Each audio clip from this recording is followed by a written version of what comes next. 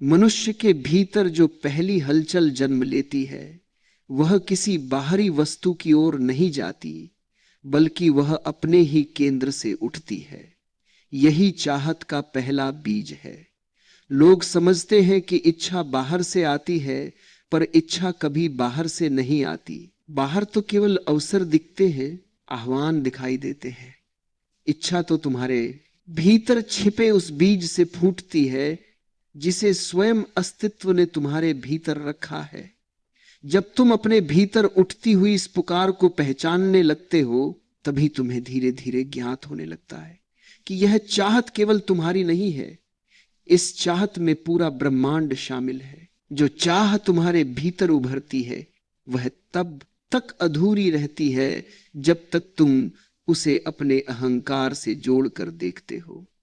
जैसे ही तुम समझते हो कि यह पुकार तुम्हारे भीतर से नहीं बल्कि तुम्हारे माध्यम से उठ रही है, तुम तुरंत हल्के हो जाते हो। तब जो चाह तुमसे फूटती है वह अस्तित्व की चाह बन जाती है, और जब चाह अस्तित्व की बन जाती है तब उसे पूरा करने से कोई शक्ति रोक नहीं सकती। तुम सोचते हो कि तुम्हें कुछ चाहिए, तुम कहते हो कि तुम कुछ पाना चाहते हो, लेकिन क्या कभी तुमने देखा कि जो चाह तुम में उठती है वही चाह लाखों दिशाओं में बिखरी हुई उस ब्रह्म शक्ति के साथ कैसे एक हो जाती है? जब मनुष्य अपनी इच्छा के केंद्र को पहचान लेता है तब वह पाता है कि उसकी चाह और ब्रह्मांड की धारा में कोई अंतर नहीं रह गया। तमाम दिशाएं जैसे एक ही बिंदु पर आती हैं और उस बिंदु पर तुम्हारी इच्छा खड़ी होती है, शांत, स्थिर, प्रकाशित। लोग अपने जीवन में भागते रहते हैं, चिंतित रहते हैं, परेशान रहते हैं और फिर कहते हैं कि उनकी इच्छा क्यों नहीं पूरी होती। चाहत कभी अधूरी नहीं रहती, केवल मनुष्य का मन अधूरा रहता है। जब मन संदेहों से भरा हो, जब भय भीतर उग आए हों, जब अनगिनत इच्छाएं एक दूसरे को काट रही हों, तब ब्रह्मांड भी असमंजस में पड़ जाता है। अस्तित्व तुम्हारी सहायता करना चाहता है, पर उसे समझ नहीं आता कि तुम वास्तव में क्या चाहते हो। तुम एक क्षण में एक दिशा में भागते हो, अगले ही क्षण दूसरी दिशा में मुड़ जाते हो। ऐसी दशा में चाहत का बीज अंकुरित नहीं हो सकता। पर जब मनुष्य शांत हो जाता है, जब वह भीतर के शोर से मुक्त होता है, तब जो चाह उठती है वह सहज होती है, निर्मल होती है, और वही चाह ब्रह्मांड तक पहुंचती है। ब्रह्मांड मौन है, वह तुम्हारे शब्द नहीं सुनता, वह तुम्हारा मन नहीं पढ़ता, वह तुम्हारे भीतर की तरंगों को समझता है। जब तुम्हारी चाह निर्मल होती है तो उसकी तरंगे पूरे आकाश में फैल जाती है।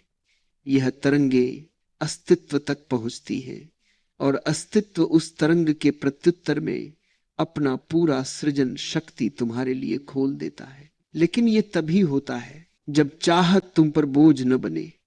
चाहत केवल एक मधुर स्पंदन हो, एक शांत आकांक्षा, जैसे किसी सुबह के समय पहली किरण का आह्वान। चाहत तब भारी पड़ती है जब उसमें भय मिल जाता है, जब तुम घबरा जाते हो कि इच्छा पूरी होगी या नहीं। जब चाहत भय से भर जाती है तब वो अपने ही बोझ से टूट जाती है। पर चाहत में विश्वास का प्रवेश हो जाए तो वह पंख बन जाती है। ऐसा मनुष्य फिर जीवन से नहीं लड़ता, वह जीवन के साथ बहता है, और जिस क्षण वह बहता है उसी क्षण ब्रह्मांड उसके साथ बहने लगता है। कभी तुमने देखा होगा, जब तुम किसी फूल को प्रेम से देखते हो, बिना किसी चाह के, बिना किसी अपेक्षा के, तो वह फूल तुम्हें अपनी सुगंध दे देता है। और जब तुम उस पर अधिकार जमाना चाहते हो, उसे तोड़ना चाहते हो, उसे पाना चाहते हो, तो वह उसी क्षण तुमसे दूर हो जाता है। ब्रह्मांड भी ऐसा ही है। वह तुम्हें तभी देता है जब तुम मांगने की जगह भरोसा करने लगते हो। मांग में बेचैनी होती है, भरोसे में शांति होती है। मांग में दबाव होता है, विश्वास में खुलापन होता है। और अस्तित्व हमेशा उसी के पास आता है जो उसे बुलाता नहीं, स्वीकार करता है। मनुष्य भीतर से जितना सहज होता है उसकी चाह उतनी ही निर्मल होती है, और निर्मल चाह ही ब्रह्मांड को आकर्षित करती है। संसार का हर कण, हर लहर, हर तारा, हर वायु, हर प्रकाश उसी निर्मल चाह की ओर खींचता है।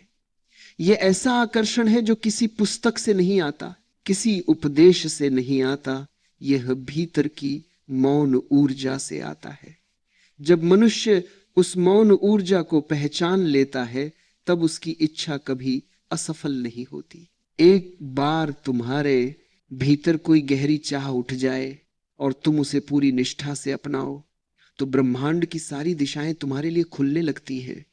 तुम्हें यह भी नहीं पता चलता कि कब कौन सा अवसर तुम्हारे जीवन में आया, कब कौन सा व्यक्ति तुम्हारे सामने आया, कौन सी परिस्थितियां तुम्हारे पक्ष में बदल गई। ब्रह्मांड कभी घोषणा नहीं करता, वो हीरे चुपचाप पटक जाता है।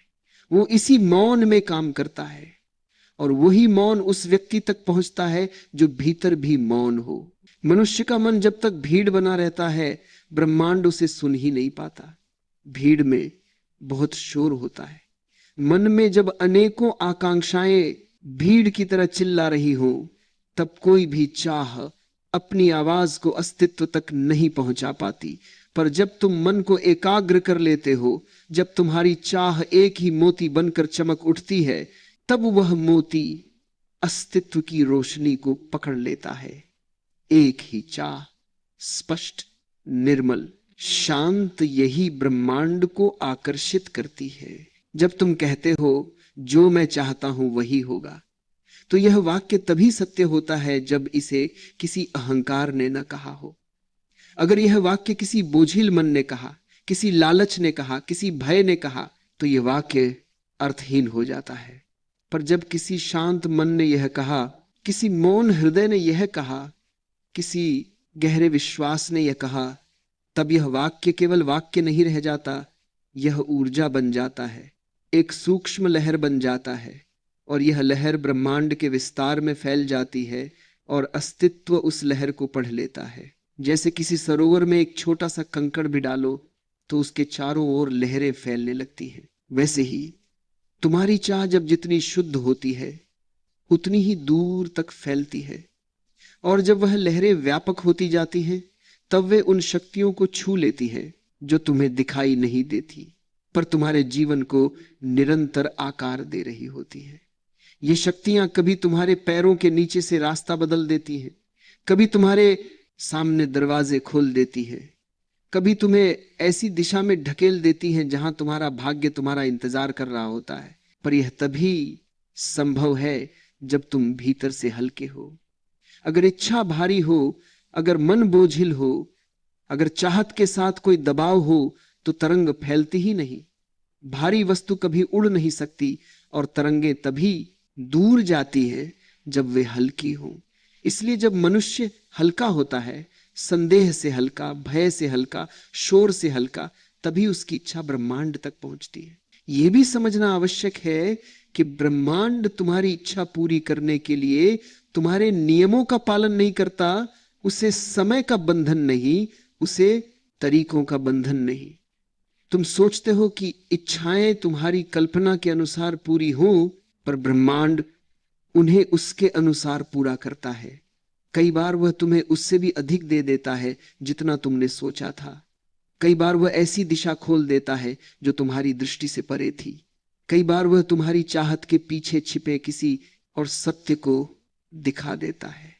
वह हमेशा तुम्हारे लिए सबसे उचित मार्ग चुनता है, चाहे तुम उसे समझ पाओ या नहीं। तुम्हारी चाह तभी सफल होती है जब तुम उसके साथ खेलने लगो। चाहत कोई युद्ध नहीं, कोई संघर्ष नहीं। चाहत तो एक सुगंध की तरह है, जितनी शांति से उठेगी उतनी ही दूर तक जाएगी। तुम केवल इतना कर लो कि अपने भीतर की चाहत को पहचानो, उसे साफ साफ देखो और फिर उसे छोड़ दो। जैसे पक्षी अपने पंख खोलकर उड़ जाता है, चाहत को पकड़कर बैठ जाओगे तो वह तुम्हारे हाथ में ही दम तोड़ देगी। उसे छोड़ दोगे तो वह आकाश में फैल जाएगी और पूरा आकाश उसकी सहायता में लग जाएगा। मनुष्य का हृदय तब जागता है जब वह समझता है कि जो वह चाहता है वह उसके भीतर पहले से ही रूप लेकर बैठा है। इच्छा कोई बाहरी वस्तु नहीं, इच्छा तो भीतर के किसी छिपे हुए सत्य की आवाज है। जब तुम इस आवाज को सुन लेते हो, तब तुम्हारा अस्तित्व ही तुम्हें आगे बढ़ाने लगता है। और तुम्हें लगता है कि सब कुछ अपने आप हो रहा है, लेकिन वह अपने आप इसलिए हो रहा होता है क्योंकि तुम्हारी चाहत अब अस्तित्व की धारा बन चुकी होती है। तुम्हें केवल इतना करना है कि अपने भीतर के शोर को शांत करना है। जब शोर शांत होता है, इच्छाएं स्पष्ट हो जाती है, और जब इच्छाएं स्पष्ट होती हैं, तब ब्रह्मांड तुम्हें उसी स्पष्टता के साथ उत्तर देता है। जो चाहोगे वही होगा, पर चाहत एकदम साफ होनी चाहिए। जितना गहरा जल होता है उतना ही साफ प्रतिबिंब दिखता है। जितना शांत मन होगा उतना ही सटीक उत्तर अस्तित्व तुम्हें भेजेगा। जब तुम किसी चीज को पूर्ण निष्ठा से चाहो, जब तुम्हारे भीतर उस चाह के प्रति कोई विरोध न हो, कोई संदेह न हो, कोई खींचतान न हो, तब ब्रह्मांड स्वयं तुम्हारी ओर झुकने लगता है। पूरा अस्तित्व तुम्हें रास्ता दिखाने लगता है।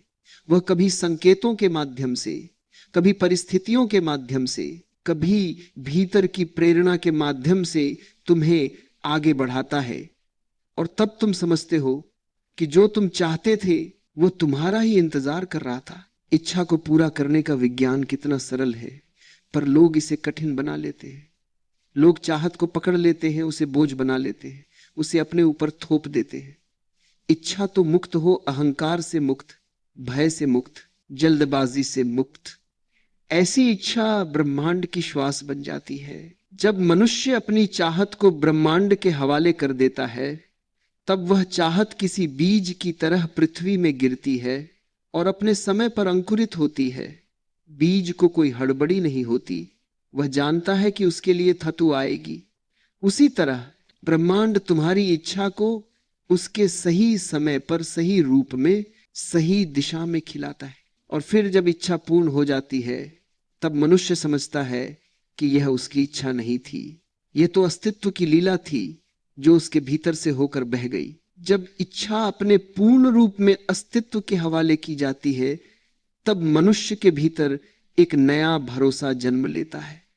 यह भरोसा किसी तर्क से नहीं आता, यह किसी प्रमाण से नहीं आता, यह भरोसा भीतर के मौन से आता है। मनुष्य का हृदय जब शांत होता है, जब वह अपनी चाहत को पकड़ता नहीं बल्कि उसे सहजता से बहने देता है, तब वही चाहत ब्रह्मांड की शक्ति को आकर्षित करती है। यह आकर्षण किसी खिंचाव की तरह नहीं बल्कि गहरी स्वीकृति की तरह होता है, जैसे अस्तित्व स्वयं तुम्हारी ओर झुक रहा हो। मनुष्य के भीतर जब यह भरोसा जागता है, तब वह देखता है कि उसकी इच्छा कोई बोझ नहीं है, वह केवल एक दिशा है जिसमें उससे बड़ा कोई रहस्य उसे चलाना चाहता है। इस क्षण मनुष्य का संदेह धीरे धीरे पिघलने लगता है। उसे यह समझ आने लगता है कि इच्छा उसके द्वारा नहीं बल्कि उसके माध्यम से बहती है। और जब यह समझ परिपक्व हो जाती है, तब इच्छा को पूरा करने का विज्ञान एकदम स्पष्ट हो जाता है। इच्छा तभी रूप लेती है जब मनुष्य भीतर से एकाग्र होता है। यह एकाग्रता किसी जबरदस्ती से नहीं आती, यह मन को बांधकर जबरन बैठा कर नहीं आती।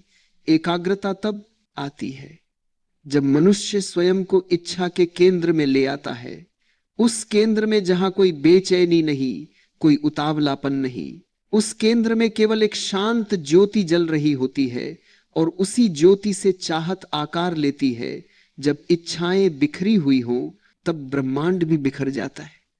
लेकिन जब इच्छाएं एक हो जाती हैं, जब मनुष्य के भीतर केवल एक ही स्पष्ट पुकार बचती है, तब पूरा अस्तित्व उसी पुकार का उत्तर बनने लगता है। ब्रह्मांड हमेशा उसी व्यक्ति की सहायता करता है जिसकी चाहत उसके भीतर गहराई से गूंजती है।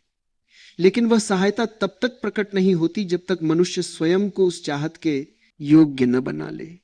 ये योग्यता संपत्ति से नहीं आती, किसी क्षमता से नहीं आती, ये आती है भीतर की सच्चाई से।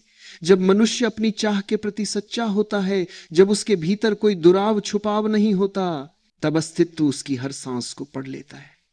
और जब अस्तित्व पढ़ लेता है, तब वह सहायता करने से स्वयं को रोक नहीं सकता। इच्छा को पूरा करने में सबसे महत्वपूर्ण तत्व है धैर्य। लोग समझते हैं कि धैर्य का अर्थ प्रतीक्षा है, पर धैर्य का अर्थ प्रतीक्षा नहीं, धैर्य का अर्थ विश्वास है। प्रतीक्षा तो बिना विश्वास के भी की जा सकती है, पर धैर्य केवल वही रख सकता है जो यह जानता हो कि उसकी चाहत पहले से ही पूर्ण हो चुकी है, बस दृश्य रूप लेने में समय बाकी है। यह समय कोई बाधा नहीं बल्कि तैयारी है। बीज को भी धरती के भीतर अपने समय की आवश्यकता होती है।